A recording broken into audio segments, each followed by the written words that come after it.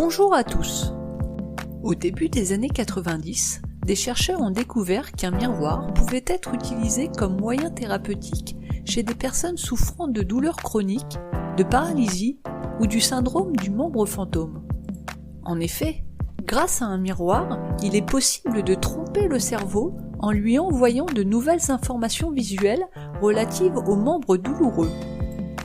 Ainsi, en voyant le bras ou la jambe censé être paralysé ou amputé bouger à nouveau, le cerveau aura tendance à modifier la représentation interne de l'image corporelle, ce qui aura pour conséquence de diminuer la douleur.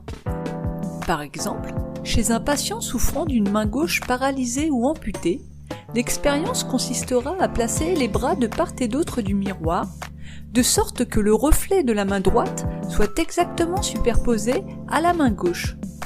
Ensuite, il s'agit de bouger la main droite tout en regardant la face droite du miroir. De cette façon, la main gauche qui apparaît dans le miroir semble bouger en même temps que la main droite.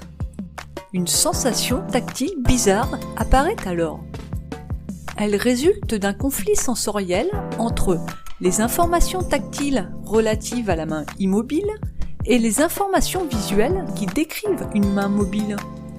Aussi, ces nouveaux signaux visuels indiquent au cerveau que la main gauche ne semble ni douloureuse, ni paralysée, ni amputée.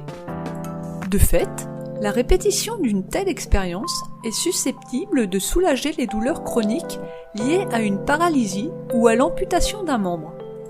Finalement, même si elle reste sans effet chez certaines personnes, la thérapie par le miroir semble assez prometteuse chez les patients pour qui une intervention chirurgicale ou les traitements médicamenteux se sont avérés inefficaces.